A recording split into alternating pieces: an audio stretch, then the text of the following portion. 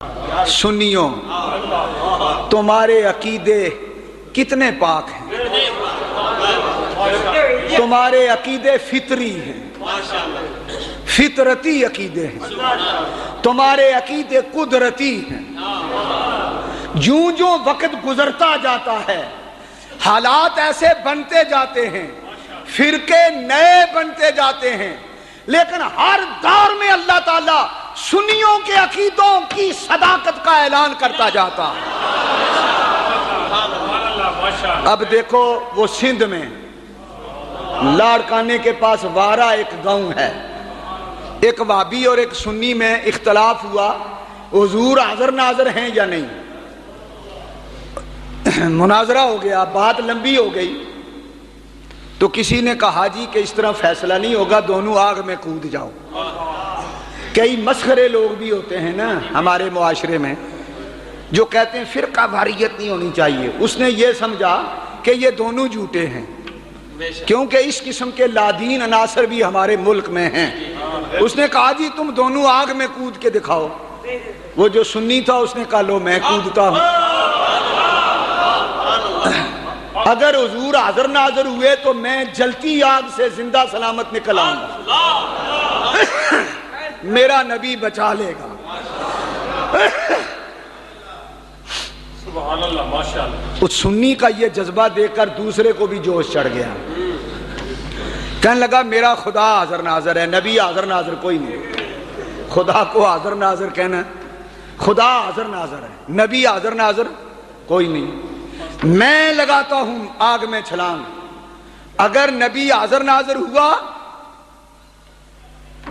تو پھر میرا عقیدہ جھوٹا ثابت ہو جائے گا، اگر نہ ہوا تو جس کو آگ بچا لے گی وہ سچا، جو آگ سے بچ جائے گا وہ سچا۔ یہ تمام اخباروں میں یہ خبر آئی ہوئی ہے۔ تو سنی نے لوگوں سے کہا کہ میں تو چھلانگ لگانے لگا ہوں، ایسا نہ ہو کہ یہ ڈنڈی مار جائے، اس کو بھی تم اٹھا کے پھینک دینا آگ میں۔ لوگوں نے کہا فکر نہ کرو تم لگاؤ۔ اس نے کہا الصلاۃ والسلام علیک یا رسول اللہ، آگ میں کود گیا، آگ جلائی گئی تھی بڑے اہتمام کے ساتھ، وہ آگ میں کود گیا۔ دوسرے کو لوگوں نے کہا تو بھی چل، بامر مجبوری وہ بھی کود گیا۔ وہ جو سنی تھا اس کا نام تھا محمد پناہ، محمد کی پناہ مل گئی، محمد کی پناہ مل گئی۔ اور وہ جو خدا کا عاشق بنا پھرتا تھا اس کو خدا نے بھی پناہ نہ دی، وہ جاتے ہی آگ میں جھلس گیا، سر جل گیا، داڑھی جل گئی، لباس جل گیا، جسم کا گوشت اتر گیا، تڑپا اور چیخا۔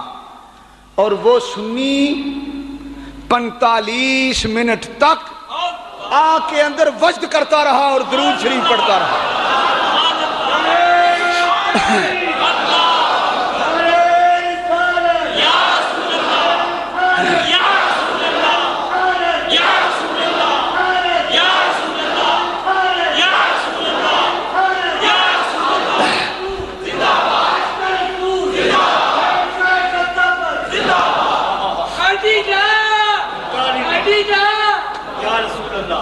اور آج وہ گجرانوالہ میں آیا ہوا ہے، سبحان اللہ۔ اور وہ جو دوسرا تھا حضور کے حاضر ناظر ہونے کا منکر ابھی تک اسپتال سے نہیں نکلا، پتہ نہیں بچتا بھی ہے کہ نہیں۔ اس کو خدا نے دنیا کے لیے عبرت بنا دیا کہ نبی کے حاضر ناظر ہونے کے جو انکاری ہیں ان کا یہ اشر ہے دنیا میں، جو آگے ہوگا وہ خدا جانتا ہے۔ اور وہ سنی آج گجرانوالہ میں محمد پناہ آیا ہے، جمعے کے بعد مولانا ابو داؤد محمد صادق صاحب کی مسجد میں اس کی زیارت کرائی جا رہی ہے۔ تو ہمارے عقیدے قدرتی ہیں، فطرتی ہیں۔ خانے کعبے جا کے دیکھ لو، گھر اللہ کا ہے، قدم نبیوں ولیوں کے لگے ہوئے ہیں۔ خدا نے اپنے گھر میں، خدا نے اپنے گھر میں ابراہیم علیہ السلام کا قدم جس پتھر پر لگا تھا یار کے قدموں کو اپنی نشانی بنا کر اپنے گھر میں رکھا ہوا ہے. یا اللہ ہم تیرے گھر میں آئے ہیں تجھے دیکھنے. اللہ نے کہا یہ دیکھو پتھر میرے یار ابراہیم کا قدم لگا ہے.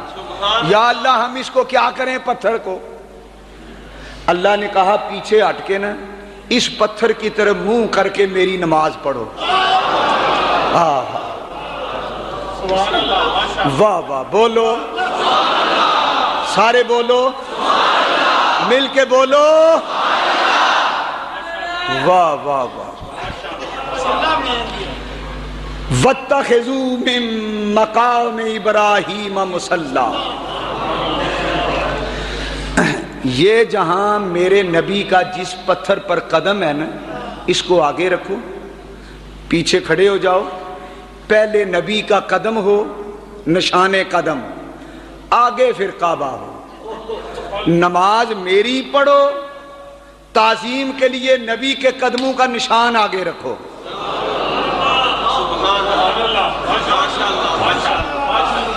کیوں سنیو؟ خدا تمہارے عقیدے کے ساتھ تعاون کر رہا ہے کہ نہیں؟ تمہارے عقیدے کی سچائی کی خدا گواہی دے رہا ہے کہ نہیں؟ لوگ ہمیں نبیوں ولیوں کے قدموں سے دور ہٹانا چاہتے ہیں, اللہ ہمیں نبیوں ولیوں کے قدموں میں بلانا چاہتا ہے. لوگ کہتے ہیں کہ کعبے میں خدا رہتا ہے, کوئی کہتا ہے کہ سرے عرش اعلیٰ رہتا ہے, پر ہم فقیروں کا عقیدہ ہے کہ وہ معبود عزیز اپنے محبوب کے جلووں میں چھپا رہتا ہے. اپنے محبوب کے جلووں میں چھپا رہتا ہے. اپنے محبوب کے جلووں میں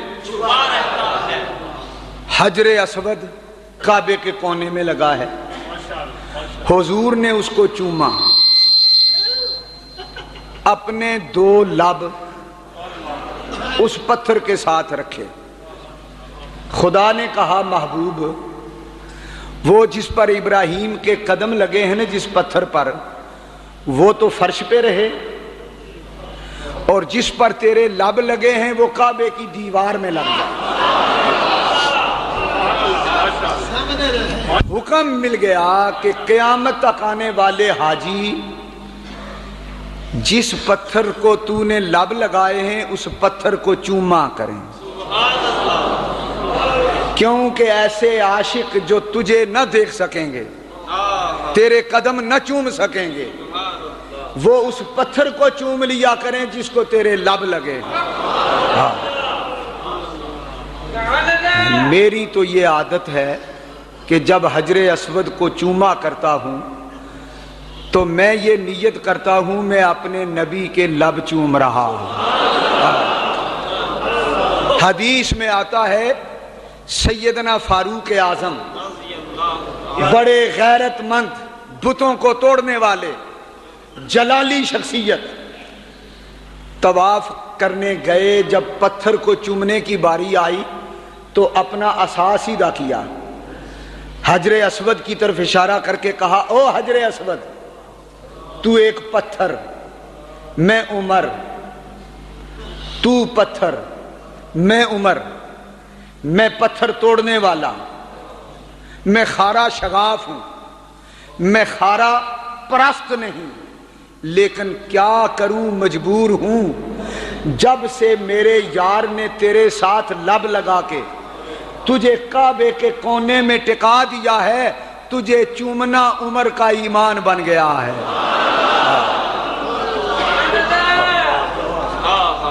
دیکھا کعبے میں اللہ کی نشانیاں, یہ زمزم اللہ کی نشانی ہے. اس کو کیا لگا ہوا ہے زمزم کو؟ کچھ بھی نہیں, پانی ہے. پھر پانی بھی پرانا, تازہ نہیں, باسی, ٹھنڈا نہیں, گرم. اصل میں جس کنویں سے نکلتا ہے گرم, سادہ, پرانا, لیکن دنیا تڑپ رہی ہے، ایک گھونٹ مل جائے۔ خدا کا شکر ادا کرتے ہیں لوگ، اس پانی کو تبرک بناتے ہیں۔ اس پانی کو کیا لگا ہے؟ کچھ بھی نہیں لگا، وہ پانی حضرت اسماعیل کے قدموں سے لگا ہے۔ جب سے اس پانی نے اسماعیل کے قدم دھوئے ہیں وہ شفا بن گیا، وہ آب حیات بن گیا ہے، وہ آب کوثر بن گیا ہے، وہ آب زمزم بن گیا ہے۔